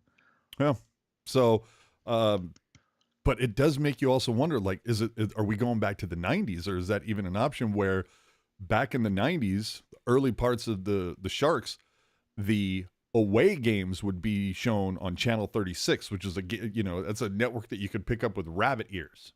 Right. Standard over-the-air thing. But the home games were on what was a very baby RSN called Sports Channel. Mm-hmm. But those would only show the home games. Action 36, Cable 6. Yeah. So it just, I don't know. It's going to be, again, it's one of those things that put a pin in, but over the next decade, I think it will be very interesting with the way that RSNs are slowly kind of imploding. Well, let me tell you this. So, and admittedly, this, I don't know, everybody's experience is different, right? But say you're, at one point I was Mr. Public Transportation, right? So say you're on the bus or you're on the train, say you're at an airport, say you're in the waiting room of your dentist's office, like pick your fucking place, right? And you want to watch the game. you're not dialing up your cable provider to try and get the game on your phone or on your iPad. No. At one point you could, or you did, you would open Sure. up the Comcast app or the DirecTV app. Right, but my point is that I believe a big reason why RSNs are dying is because people just aren't into cable anymore. I can see that. And I think that, like I said, I don't mean to be a dick. Say it. There was a time 15, 16 years ago-ish, somewhere in there, 10 years ago, that the RSNs actually showed, at least in our market, where you have Giants, Warriors, Sharks, A's, that they would show compelling content. They would have shows like in the news hour, the 5 to 6 or 6 to 7, where they would have local sports writers on, local talkers from sports radio. They would snap it around about that day's happenings, whether it was the Niners or the Warriors or whoever. And so they would manufacture some compelling content in that regard. And that worked for, I guess, a couple years, and and you could tweet at them and they would take in some comments or whatnot. And they completely axed all of that shit. So unless a game is on, it's like there's, it's fucking infomercials. And like I was, when I'm going back to the whole thing of like, I don't mean to be a dick, but from my point of view, the content that is being put out there for most of the pre and post game stuff, aside from hearing the comments from like the people that were involved in the game, like, okay, it's nice. Post game, I'm fine with. It's 20 minutes. Here's some post game comments. Here's some highlights from the game. Boom, boom, boom. They surmise it very well. But the pregame stuff is just kind of, what are you gonna? Especially in baseball, it's because there's a game every day, so it goes so quickly. Well, and I feel like social media has eliminated the need for all of that. Yeah, like I don't even know that you need pregame anymore. Just turn the fucking game on. Yeah, dude, do the jerk. Yeah, exactly. National anthem's over at 7:37. Let's get this bitch on, and then we'll put it on mute and watch something else. And that's the thing. Like you see, like on the Sharks YouTube channel, right? They do all this shit. Which admittedly I don't know what they do now because I don't pay attention. But like they did the off days stuff, or they did the whatever, follow a player, all that. Yeah, bullshit, make your own right? content, sure. Yeah, that should be the stuff that's on these RSNs when the game's not playing. And the fact that it isn't, like, it's kind of like what's the expression? Like you cut your nose to spite your face kind of thing. Yep. Like, no, you're wondering why the model's not working while you actively take away the things that make it work. You right. Cancel cable television 2024. Oh my God. I do, but I will say, and Puck Guy's mentioning this. Who? I do like how they've utilized Tara Sloan, and I hope they use her more, whether it's the NBC side or the Shark side. That's the other thing too, is I am kind of curious who's cutting her check, because she does. It seems like she does work for both sides. She's got the Undercurrent podcast for the Sharks, but then she's also doing hits for the broadcast for NBC. So she's probably getting double dipping, baby. Go for it. Yeah, that's the way you got to do it, man. All right, we're 3 down, dude. Oilers fired Woodcroft, Wild fired Evison, both with Sharks connections. Sadly, Berube without. But Blues gave him Spanish Archer. Who do you think's next?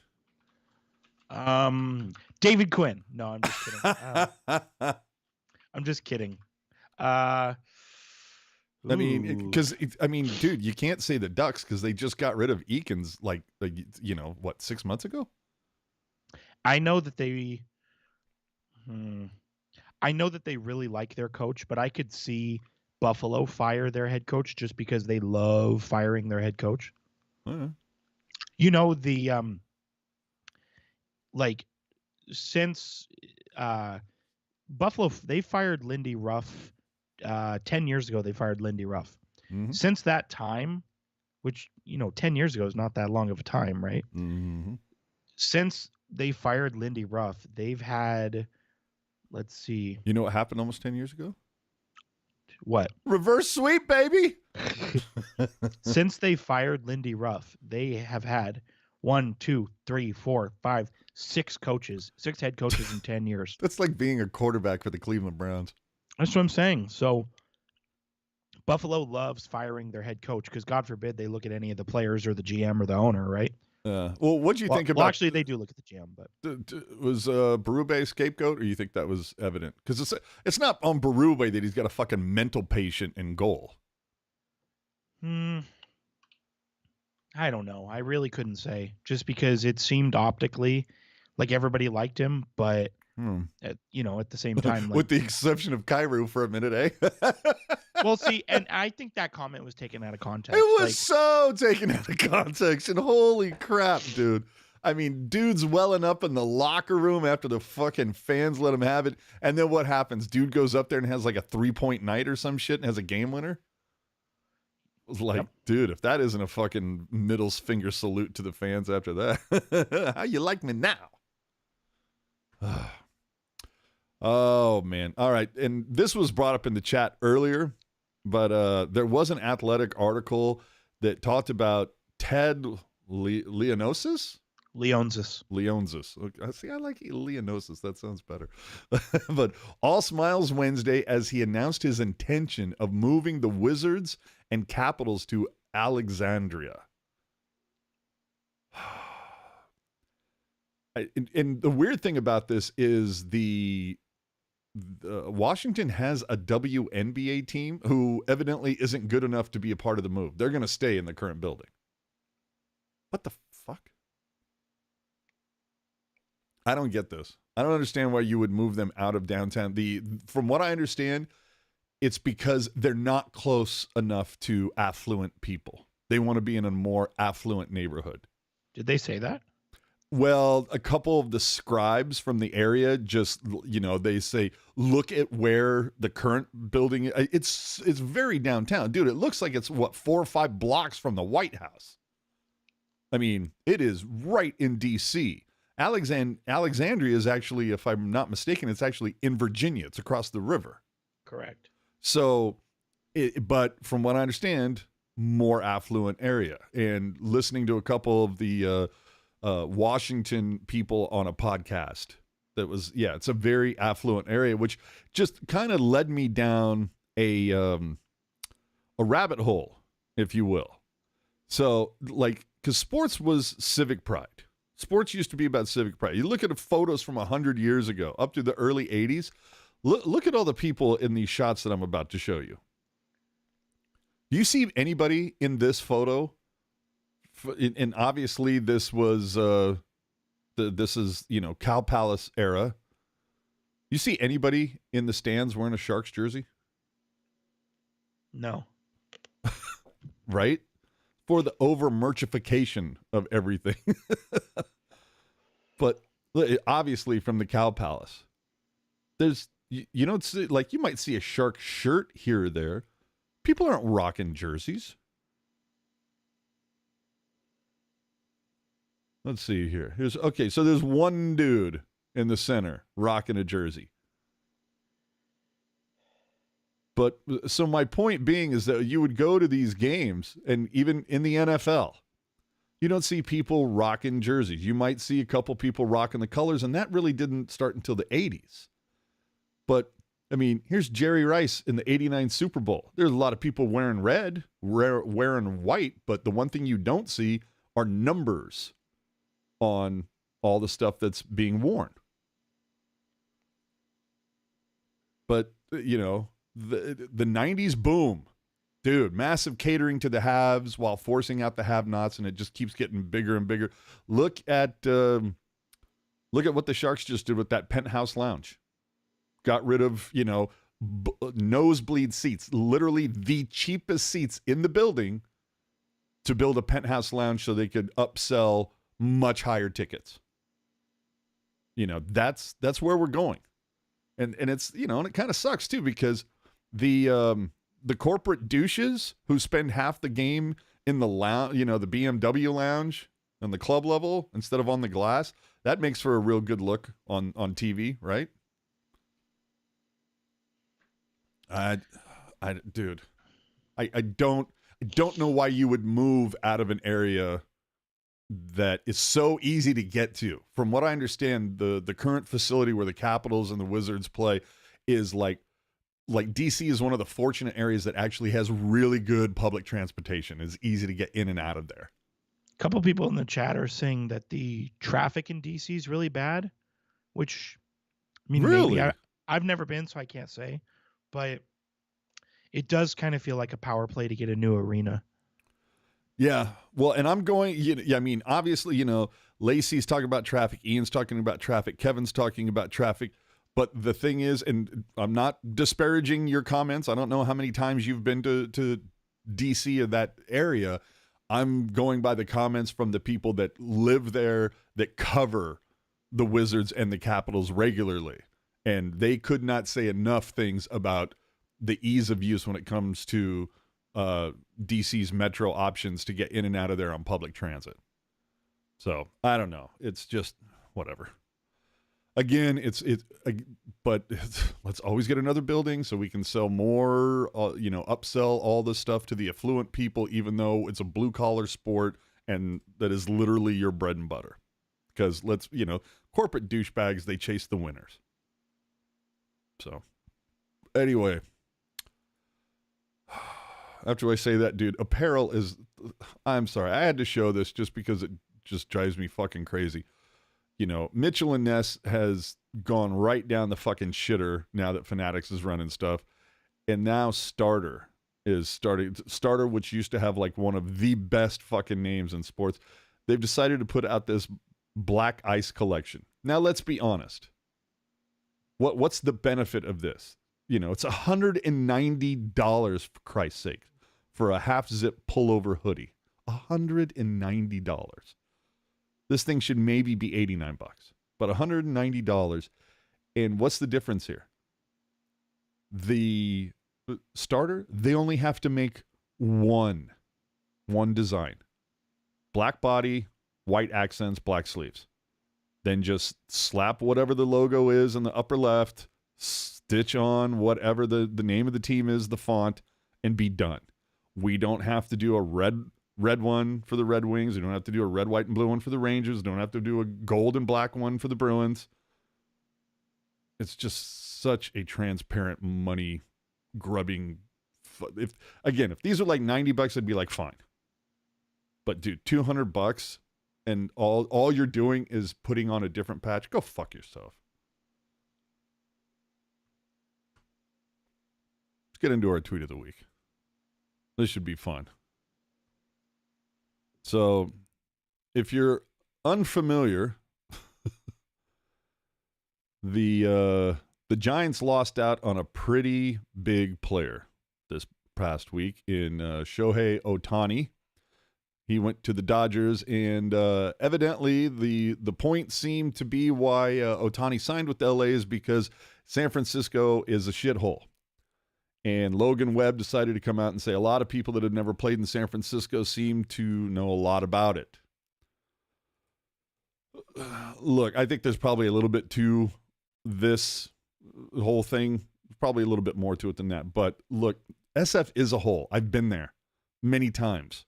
Like, Logan can tweet all the things he wants. The fact remains that the few times I've hit the city, I've seen people doing drugs. I've seen them urinating, defecating. You see broken glass all over the place, particularly in parking lots because of car break-ins. We've seen all the videos on national news and on local news, not to mention how many businesses have closed because they were being blatantly stolen from on the daily. Point is, perception can be reality for a lot of people. So, I mean, dude, it's a shitty place right now. Do better. Do fucking better. Ooh, Barracuda.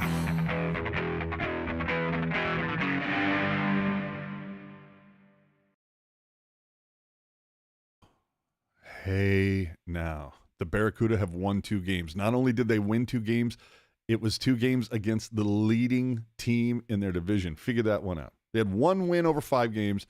Then the Cuda have 3 wins in their last 4. Figure it out. But in case you missed it, Michael Molasses didn't. Frenzy nearly killed one of the Calgary Wranglers last night. Waving around the CUDA win flag. And boy, thank God that flag is much smaller than the Sharks, or the one that Sharky waves, eh? But who do you blame this on, jerk? This is on the player, right? For not paying attention, or at least not seeing like a big dude in a Santa outfit waving some shit around? No, I actually think it's on Frenzy because I think when you're waving something around like that around other people, you need to be aware of your surroundings. Okay. The player is on like he's just trying to get off the ice, man. He isn't. Yeah. The play, like I don't go to your computer desk and tell you not to run over my toe with your chair because I'm in your workspace. True that. Okay. I like that. The thing that I do like the most about this clip, of course, is that after dude takes the shot to the head, you can see him and the two guys behind him. They all kind of have this look like, are we going to run him or are we going to just let that go? Man, I would have. I mean, no disrespect to the person who wears the frenzy costume, but I would have loved to see them beat the wheels off that mascot. Not the person. Like if the head came off, stop. Yeah. But if it's just the costume, I think that would be a fun sight. Oh, my bad. Suddenly the jerk echo. My bad. I forgot that we didn't mute that one. But okay. Anyway, that was too funny. Oh my God. So anyway, for more Barracuda stuff, you make sure follow Teal Town USA, Ian Reed, Sharks Jules, Kevin Lacey, all Marky Mark. They're all on Twitter for those live tweets and gifts during most Barracuda games and prospect type talk. Prize time. Remember, prizes only go to people in the US 48. If you're outside of it and you win something and you want it, you're going to pay the freight, or we go to the next person. I'm surprised that the person who won from 2 weeks ago didn't say, "Hey, like." You mean Jimmy? It's been no. So the last time we did a show, which would have been 2 weeks ago from today, the contest we put out on that show, I'm surprised that winner wasn't like, "Hey, I counted it up. It's been 2 weeks. Did I win?" So, for those who don't remember, and if you don't, that's okay because I forgot myself. Yeah. So obviously, what the question that we ask only pertains for the Winnipeg, Arizona, and Colorado. Those games don't count. No, it's New York Islanders, Detroit Red Wings, Las Vegas Knights. Yeah. So that is December. Islanders December 5th, Red Wings December 7th, Knights December 10th. And we're straight. And what I've already, dude, you're so good at keeping track of this, and I'm so not. What the hell was the question? The question was, in those 3 games I mentioned, how long will Kalen Addison be on the ice for those 3 games combined? And the answer is? The answer was 51 minutes and 1 second. Oh, man. And did how close was the winning get? Like within minutes or seconds? The closest person without going over. The winner, closest without going over, they were 41 seconds away. Oh, that's nice. Shout out. I'm 50-50 on if I know who this person is, but I believe it's only a small couple of times that they've entered the contest. Shout out, winner, big winner. I already emailed them. They have not responded. Richard Perez. Dun, dun, dun, dun. Nice. All right. Like I said, I'm 50-50 on if I recognize that name or not. Yeah.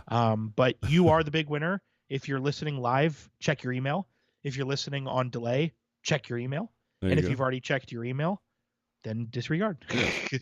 Exactly. And to the people that have won previously but still haven't received their stuff, I shit you not, I had it on my calendar to get all of the previous wins sent out on December 8th, but a cardiac event in my life on December 7th kind of fucked that up. And I just want to just to do some housekeeping so we're all on the same page here. The outstanding winners still waiting for a prize. Bozasaurus 666, Brandon Workman, Brett Jansen, Sean Rashkes, Jim Reynolds, Jason Lennon, Richard Perez. Those are our outstanding winners. Awesome. And those will go out this week without fail. Correct. But with the exception of Jimmy, because he'll just pick his shit up when he comes over. There you go. All right. So for this week, how many games are this? We've got LA Kings, Arizona Coyotes, Vancouver Canucks. It's a 3-pack. 3-pack. And there's no fucking... We're not doing another takeover next Sunday, right? No, sir. Oh, it's the week after that. Okay, cool. So, hosting LA, hosting Arizona at Vancouver. What say you, good sir? Where are we at? What can we do this time? How do you think the future should be predicted this time? A quick perusing of the old record books here. We've done ice time, saves, ice time, block shots, shots allowed, shots for, save percentage, and power plays. So, and remember, I have on deck in a couple weeks. There's a stretch where the Sharks play 3 straight games at SAP. Okay. And that's the one that we're going to do combined attendance. For the 3 games. Yes. Okay. Yes, Yeah. I remember you saying that. Yeah. Yes. Okay. But for this week with the 2 home games and the away game, what you got? Oh, you know what? No, I remember you saying that. That's the contest that we're gonna announce 2 weeks from tonight. Yes. Yeah. Okay. So we're straight. Yeah. So that's the one we'll announce on New Year's Eve. Correct. So getting a little inside baseball here. Mm-hmm. Molasses just realizing it was without going over. Molasses, we've been saying this for 3 years. I'm telling you. And you know what's funny about that, Molasses, is even if it wasn't closest without going over, you still wouldn't have won. So sorry to say. Yeah. So what are we doing here? I don't know, man. You want to go? Would it be? Yeah. Well, would it be too froggy to say Grandland power play time on ice? You know what? I have a thought here. Yeah, whip it out. Whip it out. Because, and I want to verify this before I put this information out there.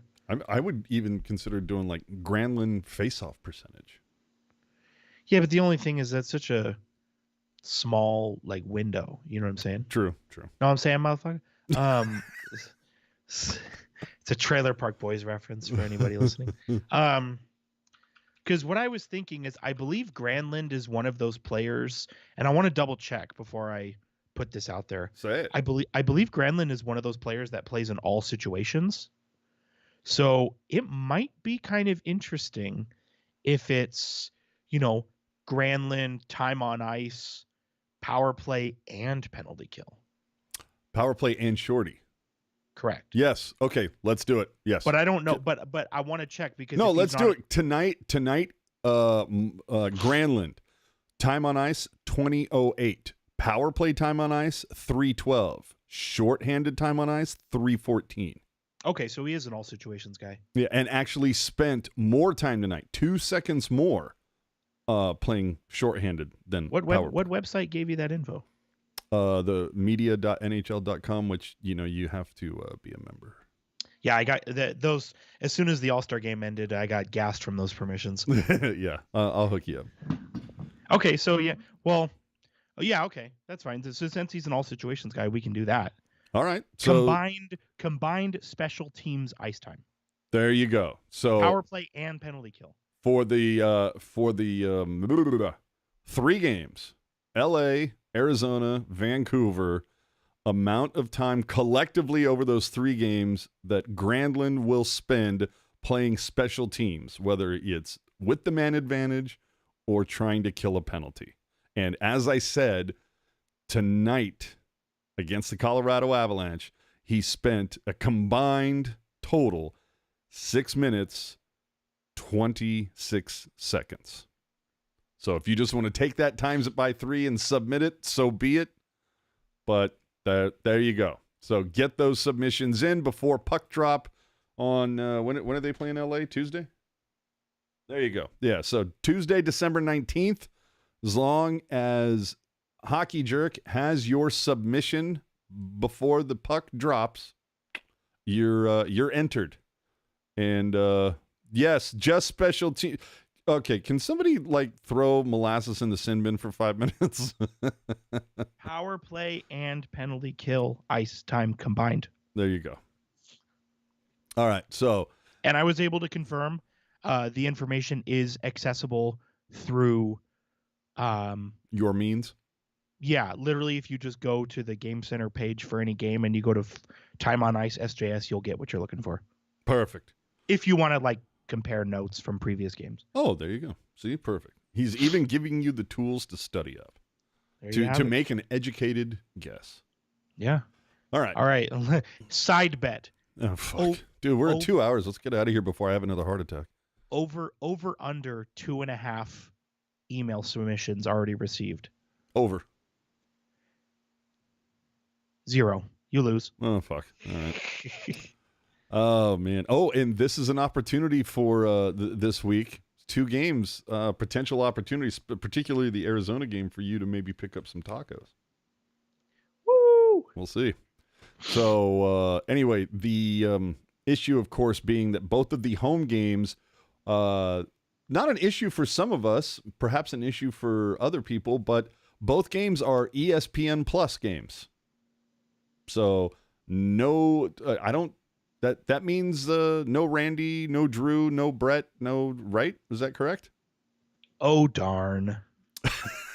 But as long as it's no Leah Hextall, I'm fine.